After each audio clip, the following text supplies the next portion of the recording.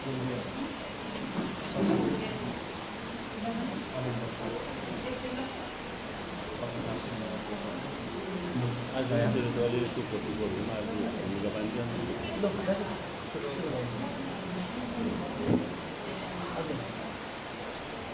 नमस्कार। यो च्यानल मार्फत सोझो प्रसारण हेर्नुहुने सम्पूर्ण महानुभावलाई गोर्खा जनमुक्ति मोर्चाको पक्षबाट नमस्कार टक्राउँदै, पहाडमा अहिले दोषारोपणको राजनीति सुरु भएको छ। हाम्रा गोर्खा जनमुक्ति मोर्चाका महासचिव अनि दार्जिलिङका प्रवक्ताले 244A माथि आफ्नो बयान दिइसकेपछि पहाडको राजनीतिमा सबैले आफ्नो मन्तव्यहरू पोखेका छन्। अनि गोर्खा जनमुक्ति मोर्चालाई मात्र हैन, अध्यक्ष महोदय विमल गुरुङज्यूलाई तारो बनाएर धेरै टीका टिप्पणीहरू गरिरहेका छन् अन्य दलका साथीहरूले। अनि म यहाँबाट यही कुरो स्पष्ट रूपमा जनाउन चाहन्छु, गोर्खा जनमुक्ति मोर्चाले पर्मानेन्ट पोलिटिकल सल्युसनमा 3वटा बुँदाहरूमाथि हामी वार्तामा जान तयार छौँ भनेर राखिएको एउटा प्रस्ताव मात्रै हो, जसमा गोर्खाल्यान्ड, हाम्रो पीपीएस भनेको सर्वप्रथम छुट्टै राज्य गोर्खाल्यान्ड हो। अनि त्यो पनि हुन सकेन भने युनियन टेरिटोरी हामी स्वीकार छौँ। अनि युनियन टेरिटोरीमा पनि बाधा उत्पन्न भयो, दिन सकेन केन्द्र र राज्य सरकारले भनेदेखि हामी 244A मा पनि विचार गर्न तयार छौँ भनेर हामीले पीपीएसको सम्भावना माथि आफ्नो कुरा राखेको मात्रै हो।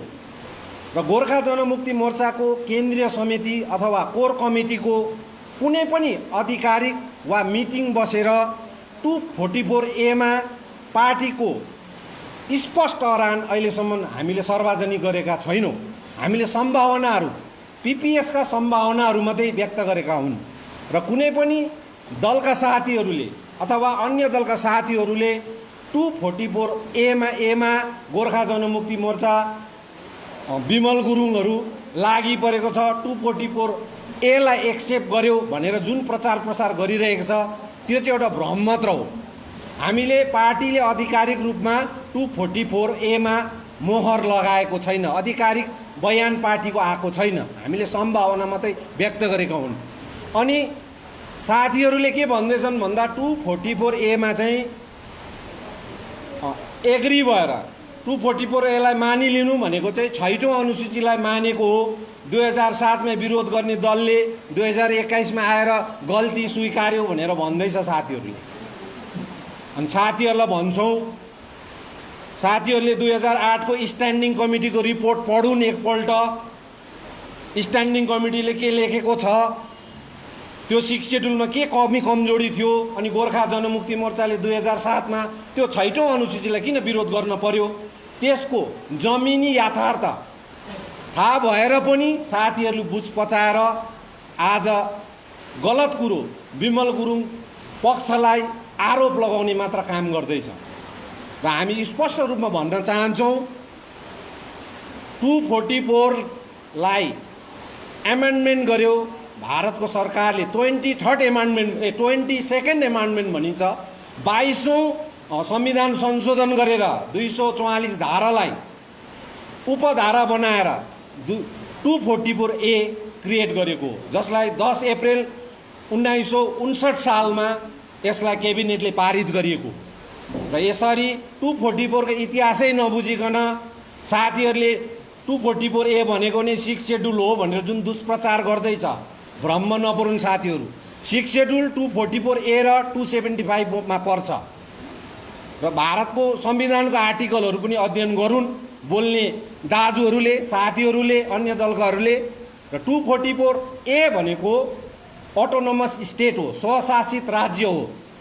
6औं अनुसूचीभित्र लेजिस्लेटिभ पावर छ, तर ल एन्ड अर्डरको पावर छैन। 244A मा चाहिँ ल एन्ड अर्डरको पावर पनि छ। अनि ल एन्ड अर्डरको पावर पाउनु भनेको स्टेटसम्म पाउनु, र 244A लाई चाहिँ स्टेट विदिन अ स्टेट भनेर त्यसै भनिएको होइन। 6औं अनुसूचीलाई चाहिँ स्टेट विदिन स्टेट भन्दैन, 244 लाई चाहिँ स्टेट विदिन स्टेट भन्दैन, 244A लाई चाहिँ स्टेट विदिन स्टेट भन्छ र 6औं अनुसूचीमा चाहिँ चिफ हुन्छ, 244A मा चाहिँ CM हुन्छ, चिफ मिनिस्टर हुन्छ र 1969 मा चाहिँ यो मेघालयमा चाहिँ एक्सपेरिमेन्टल बेसिसमा चाहिँ यो लागू गरिएको थियो आसामको राज्यमा र यो संविधान संशोधनको विषय हो र संविधान संशोधन गर्नका लागि पार्लिमेन्टमा बहस हुनु जरुरी छ, क्याबिनेटले पास हुनु जरुरी छ। यो त हामीले सम्भावनाहरू मात्रै व्यक्त गरेको। हामीले PPS मा यदि त्रिपक्षीयको वार्ता भयो या बाइलेटरल टक्स भयो भनेदेखि गोर्खा जनमुक्ति मोर्चाको सम्भावनाहरू के छ भनेर चाहिँ हामीले बताएको मात्रै हो र 2007 मा नै 6औं अनुसूचीलाई जनताले नकारेको, जन आवाजले विरोध गरेको हो र भारत एउटा वेलफेयर स्टेटमा चल्ने हुनाले, एउटा जनकल्याणको हेतुले, संविधान एउटा जनकल्याणको निम्ति बनिएको हुनाले दार्जिलिङको जनताले 6औं अनुसूचीलाई नकारेको, विरोध गरेको र त्यसले दार्जिलिङको जनताको इच्छा आकांक्षा पूरा गर्नु सक्दैन, नन ट्राइबलहरूको इच्छा आकांक्षा पूरा गर्नु सक्दैन भन्ने एउटा विरोध त्यति बेला आवाज उठेको थियो। अनि शेड्युल कास्टहरू जो अनुसूचित जाति छन् उनीहरूको पनि रिजर्भेसन थिएन, त्यहाँबाट पनि विरोधको आवाज उठेको हुँदा र सम्पूर्ण पहाडले नै 2007 मा 6औं अनुसूचीको विरोध गरेको हुँदा र वेलफेयर स्टेट दार्जिलिङको गोर्खाहरूको हितको निम्ति सरकारले यदि चाहन्छ भने प्रजातन्त्रमा, डेमोक्रेसीमा जनता नै सर्वोपरि हो, जनताको इच्छा आकांक्षालाई सिरोपर गर्नु हो भने 6औं अनुसूचीभन्दा ठुलो व्यवस्था दार्जिलिङ पहाड तराई डुवर्समा लागू भएको हुनुपर्छ। यो गोर्खा जनमुक्ति मोर्चाको टेक हो र गोर्खा जनमुक्ति मोर्चा चाहन्छ 6औं अनुसूचीभन्दा माथिको व्यवस्था, ठुलो व्यवस्था, जसले कानुन सँगसँगै यहाँको ल एन्ड अर्डरको पनि आफ्नो हातमा राख्ने क्षमता दिउन्, जहाँ फाइनेन्सियल अर्डर होस्, बजेट बनाउने आफ्नै एउटा विभाग होस्, सम्पूर्ण कुरो हाम्रो हातमा भएको, डाडु पनि हुने हाम्रो हातमा भएको व्यवस्था हामी चाहन्छौँ। र यसैले गर्दा यहाँ साथीहरूले भन्दैछ, हिजो मात्रै हामीले हेऱ्यौँ प्रेस कन्फरेन्स, विमल गुरुङज्यूलाई तारो बनाएर उहाँहरूले धेरै कुरा गरे र यो 2007 देखि पहाडलाई लथालिङ्गो बनायो, केही काम गरेन भन्ने कुराहरू छ र 86 को आन्दोलन, गोर्खा राष्ट्रिय मुक्ति मोर्चाको आन्दोलन चाहिँ पहाड केन्द्रित थियो। पहाडको 3वटा महकुमामा मात्रै, दार्जिलिङ, खरसाङ, कालिम्पोङमा मात्रै केन्द्रित थियो। अनि यहाँ मात्रै केन्द्रित भएकोले गर्दा 1988 सालमा हामीले दार्जिलिङ सब डिभिजन गुमाउनु पर्यो। दार्जिलिङको अभिन्न अङ्ग सिलगढी हामीले आफ्नो हातबाट ऐतिहासिक भूभाग हामीले गुमाउनु परेको यो आलो, यो दुःख, यो कष्ट आजसम्म पनि हामीले फुलफिल गर्न सकेको छैनौँ। आज विमल गुरुङले पहाड केन्द्रित होइन राजनीति, आज विमल गुरुङज्यूले तराई, डुवर्स अनि सर्वभारतीय गोर्खाहरूको हितार्थको निम्ति आफ्नो काम गर्दैछ, राजनीतिक तेज अडानहरू लिँदैछ। आज 11 जात जुन गोष्ठीको, जनजातिको हामी कुरा गर्छौँ, छुटेको 11 जात गोष्ठी कुरा गर्छौँ, सर्वभारतीय स्तरमा नै सम्पूर्ण 11 जात गोष्ठीलाई नै जनजाति दिनुपर्छ भन्ने गोर्खा जनमुक्ति मोर्चाको अडान छ। अनि यसको विषयमा त हामीले लगातार केन्द्रको सरकारलाई, हामीले 3 पल्ट MP दिएको सरकारलाई, MLA दिएको सरकार, BJP सरकारलाई दबाउ दिँदा पनि उनीहरूको, हामीप्रतिको उनीहरूको मनोभाव, उनीहरूको सोच नकारात्मक भएकोले गर्दा, गोर्खाहरूप्रति उनीहरूको सानियामा व्यवहार भएकोले गर्दाखेरि हामीले भारतीय जनता पार्टीसित नाता तोडेर कुनै पनि व्यवस्था र कुनै पनि कुरो हुन्छ भने राज्यभित्र राज्यलाई खुसी पारेर नै दार्जिलिङ तराई डुवर्सको समस्याको समाधान हुन्छ भन्ने हामीले एउटा स्पष्ट कुरो बुझिसकेपछि, किनभने भूभागको कुरा छ यहाँ, हामी पहाड मात्रै, गोर्खाल्यान्ड चाहिँ पहाडलाई मात्रै दिन्छ भने हामी स्वीकार्दैनौँ। यदि कुनै पनि व्यवस्थामा तराई डुवर्स अन्तर्भुक्त हुन्छ भने गोर्खा जनमुक्ति मोर्चा त्यो स्वीकार्न तयार छ। कुरा अलिक विवादास्पद बुझिन्छ होला। अनि हामी चाहन्छौँ बङ्गाल विभाजनको पक्षमा हामी छैनौँ। यो पनि एउटा विवादास्पद बयान हो, किनभने हाम्रो ऐतिहासिक जुन दस्तावेजहरू छ, हाम्रो ट्रिटिजहरू छ, सबै अध्ययन गर्दाखेरि गोर्खाल्यान्डको प्रस्तावित क्षेत्र कहिले पनि बङ्गालको थिएन र हामी चाहन्छौँ गोर्खाल्यान्ड राज्य चाहिँ बङ्गाल विभाजन नभइकन नै हुनुपर्छ भन्ने हाम्रो एउटा राजनीतिक टेक छ र त्यो सम्भव पनि छ। हाम्रोमा दस्तावेजहरू छ र हामी चाहन्छौँ हामी बङ्गाल विभाजनको पक्षमा छैनौँ, किनभने ऐतिहासिक घटनाक्रमहरू हेर्दा, ऐतिहासिक पृष्ठभूमिहरू हेर्दाखेरि बङ्गाल धेरैपल्ट विभाजन भएको छ अनि बङ्गाल विभाजनको कुरा गर्दाखेरि बङ्गाली समुदायमा बङ्गालवासीहरूलाई धेरै चोट पर्छ, धेरै पीडा उहाँहरूले सहन गर्नुपर्छ, किनभने 2-3 पल्ट बङ्गाल विभाजन भइसकेको छ। अझै बङ्गाल विभाजनको कुरा, डिभिजन अफ बेङ्गलको कुरा गऱ्यो भने बङ्गाली समुदायलाई चोट लाग्छ। यसैले गर्दा गोर्खाल्यान्ड राज्य बङ्गाल विभाजन नभइकन हुने विषय भएकोले गर्दा, संवैधानिक विषय भएकोले गर्दाखेरि बङ्गाल विभाजन नभइकन गोर्खाल्यान्ड राज्य हुनपर्छ। हामी बङ्गाल विभाजनको पक्षमा छैनौँ। अनि हिजो मात्रै खरसाङको बिजेपीको एमएलएले उत्तर बङ्गाल राज्य हुनुपर्छ त्यसको वकालती गर्यो।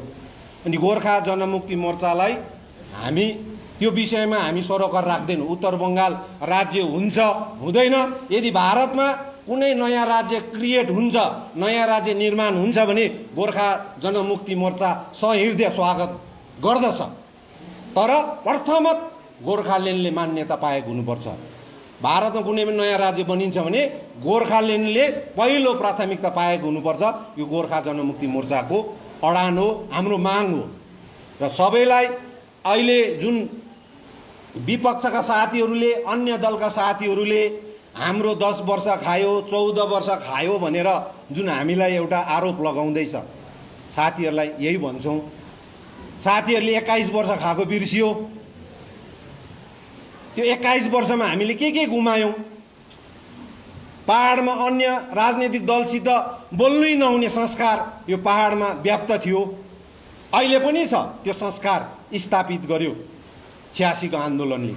आफ्नै दाजुभाइको घरबाट बेस्तापी हुँदैन संस्कार 86 मै सुरु भएको र हामी चाहन्छौँ अब यो बेस्तापित हुने, आफ्नैले आफ्नैको घर कुड्की गर्ने, घर जलाउने, आफ्नै दाजुभाइ बीचमा काटामार गर्ने राजनीतिकको यो कुसंस्कारहरू हट्नुपर्छ।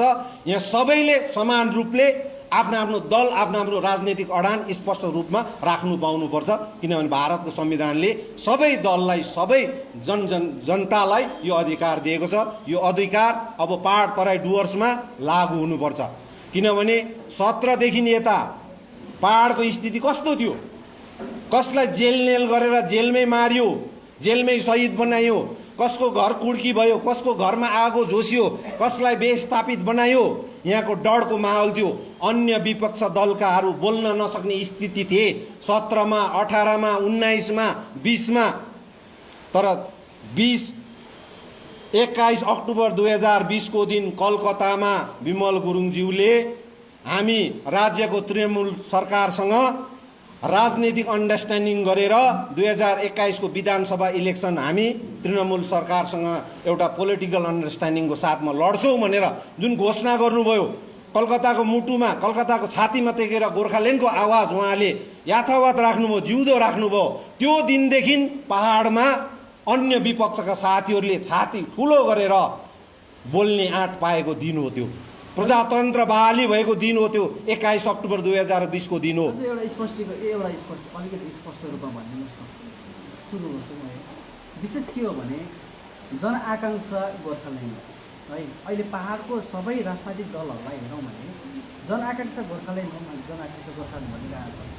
तपाईँहरू 244 मा आएर रोकिनु भएको छ होइन? हामीले एउटा कुरो मेरो क्वेसन सुनिहाल्नुहोस् तपाईँले। जेएनएलएफले भनिरहेछ गोर्खाल्यान्ड हो कि त छैन ओनसीसी भन्दा हामी तलको व्यवस्था हामी मान्दैनौँ भनिरहेछ।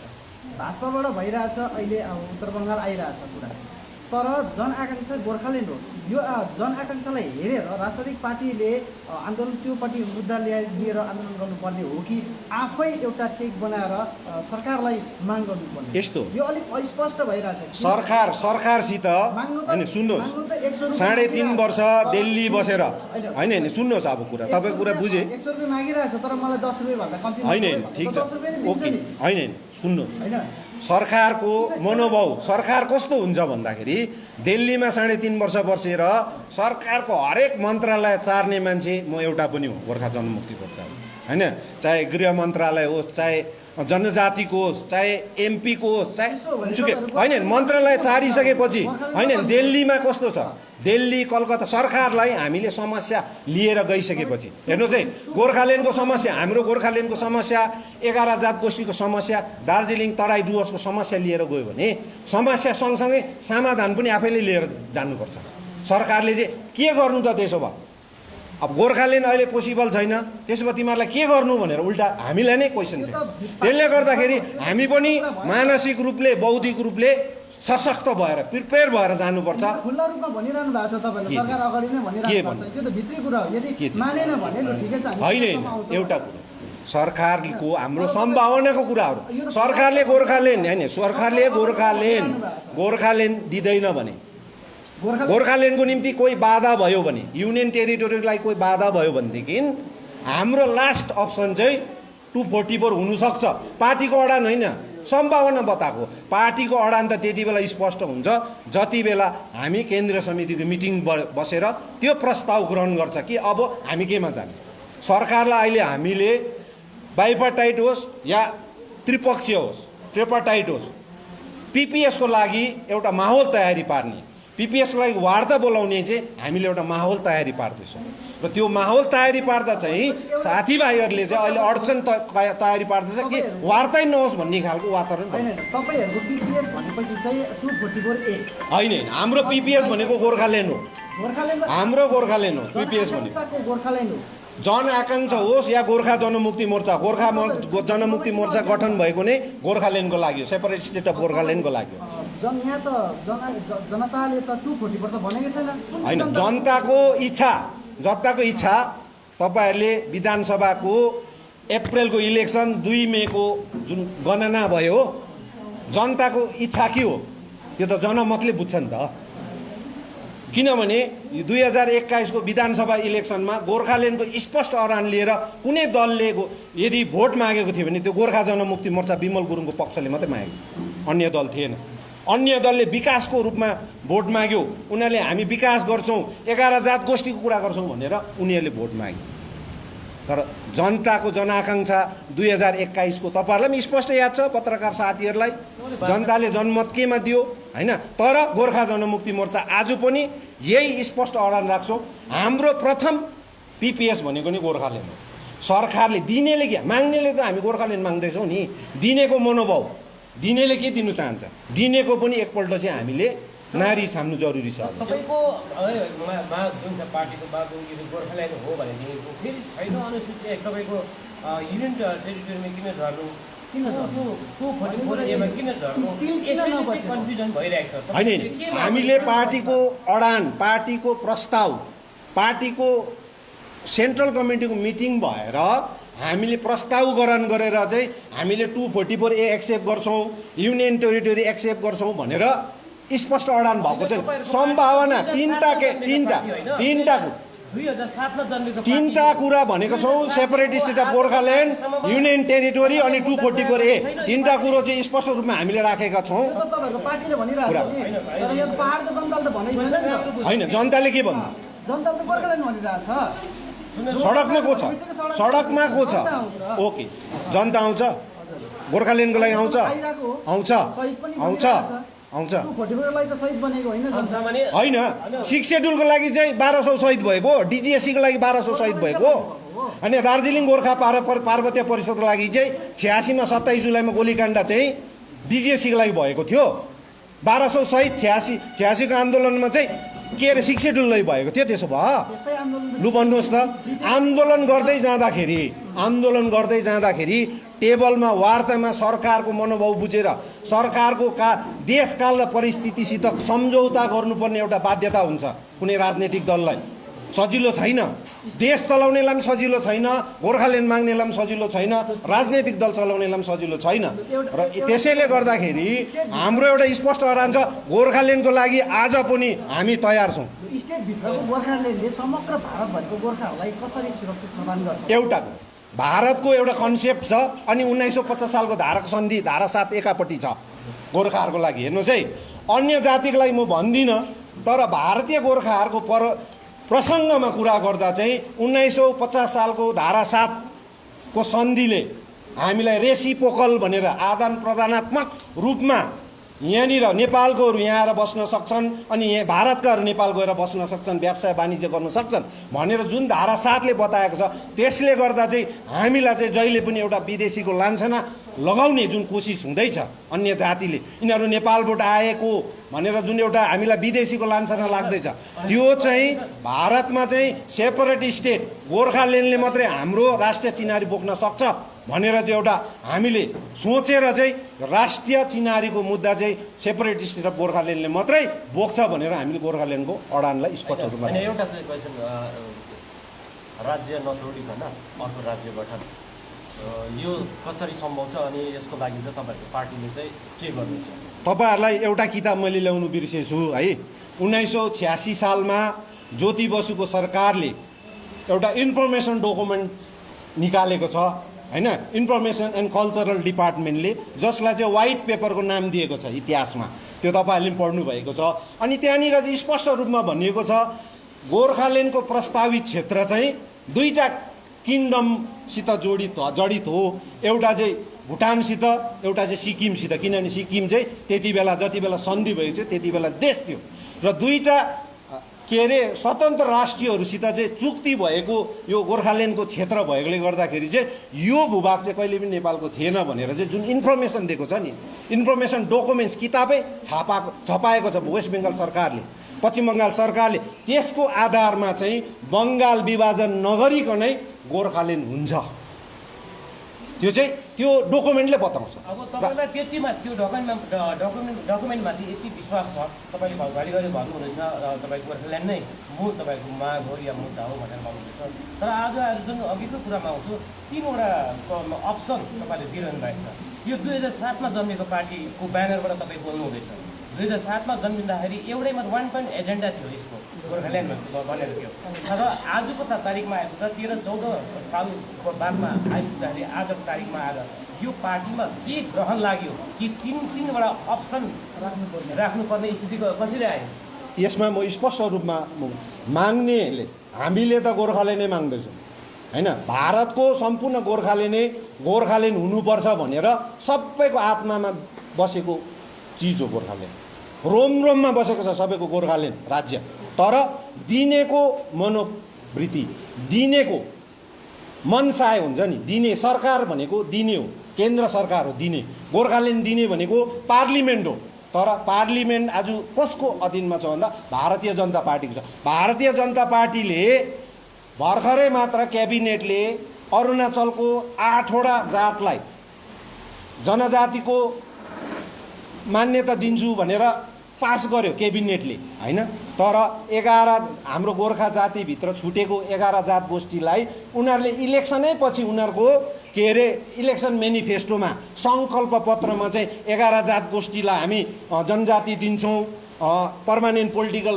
सल्युसन गर्छौँ, लङ पेन्डिङ डिमान्ड गोर्खाहरूको हामी तराई डुवर्सको हामी फुलफिल गर्छौँ भनेर उनीहरूले इलेक्सनै पछि गर्छ, तर उनीहरूले कहिल्यै गर्दैन। अनि सरकारको मनोभाव बुझेर हामी के 50 वर्ष गोर्खाल्यान्डको आन्दोलन गर्नु, त्यसो भए इन्फ्रास्ट्रक्चर डेभलप नगर्नु, जसरी बोडोल्यान्डहरूले पनि त बोडोल्यान्ड सेपरेट स्टेट मागेको थियो नि त, उनीहरूले 2003मा 6औं अनुसूची 244मा सम्झौता गरेर पोहोरमा 2019मा मात्रै उनीहरूले Bodo territorial region more power भएको 6औं अनुसूचीमा उनीहरूले सम्झौता गरे। आज बोडोल्यान्डमा गएर हेर्नुहोस् त, बोडोल्यान्ड आज सम्पूर्ण रूपले उनीहरू परिपक्व भएको छ, उनीहरू भरिभराउ छ सबै, उनीहरूले इन्फ्रास्ट्रक्चर डेभलप भएको छ। भोलि दिन बोडोल्यान्ड सेपरेट स्टेट भयो भने उनीहरूलाई केही कुरो कमजोरी केही कमी हुँदैन। यसैले हामीले अब अर्को पाटा हेर्नुपर्छ, किनभने हामी पोलिटिकल म्याथमेटिक्समा फेल भयौँ। भारत स्वाधीन त भइसकेपछि हामी पोलिटिकल म्याथमेटिक्समा चाहिँ गोर्खाहरू, भारतको गोर्खाहरू जहिले पनि फेल भएको छ।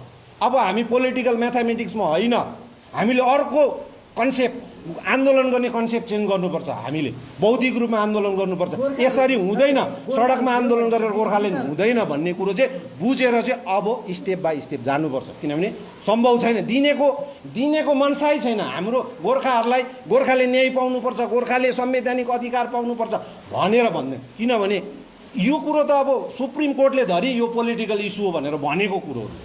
यो भूभागको विषय लिएर हेर्नुहोस् है, सबै कुरो भएको, तर सरकारले चाहँदैन। किनभने यसमा के राजनीतिक कम्पल्सन छ हामीलाई थाहा छैन, तर हाम्रो मूल मुद्दा भनेको नै गोर्खाल्यान्ड हो। यसमा चाहिँ हामी स्पष्ट छौँ। सरकारले चाहँदैन भनेर नै तपाईँहरूले सम्झौता गर्नुभएको मुद्दासित, राइट हो, ठिक हो है, सम्झौता गर्नु मुद्दासित।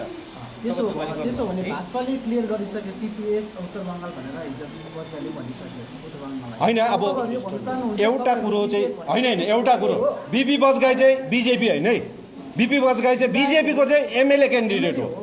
तर बिजेपीको अडान के हो त्यो बिजेपी पार्टीलाई सोध्नुहोस्। यो गोर्खा जनमुक्ति मोर्चाको प्रेस कन्फरेन्स यहाँ गोर्खा जनमुक्ति मोर्चाको होइन, उनीहरूको पिपिएस उत्तर बङ्गाल हो कि होइन, कामतापुरी हो कि ग्रेटर कोचबिहार हो कि अब गोर्खाल्यान्ड हो कि गोर्खा प्रदेश हो कि त्यो बिजेपीको विषयवस्तु हो, हाम्रो होइन। होइन, त्यो पनि हामीले स्पष्ट अडान दिएको छैनौँ, हामीले सम्भावना व्यक्त गरेको। पार्टीको स्पष्ट अडान पार्टीको केन्द्र समितिको मिटिङमा रेजुलेसन पास गरेर वार्तामा हामी जति बेला जान्छौँ, जति बेला पिपिएसको लागि राज्य सरकारले होस् या केन्द्र सरकारले पिपिएसको लागि उनीहरूले इलेक्सनमा दिएको बाचा, गोर्खाहरूलाई दिएको जुन कसम बाचाहरू छ त्यसको उनीहरू खरो उत्रेर जुन दिन केन्द्र सरकारले होस् या राज्य सरकारले पर स्थायी राजनैतिक समाधानको निम्ति वार्तामा बोलाउँछ भने हामी केन्द्र समितिको मिटिङ बसेर हामी केमा जाने, गोर्खाल्यान्ड माग्ने, युनियन टेरिटोरीमा बस्ने, 244A जाने या के हो, यो कुरोमा चाहिँ त्यति बेला चाहिँ निर्णय लिन्छौँ केन्द्र समितिको बैठक बसेर।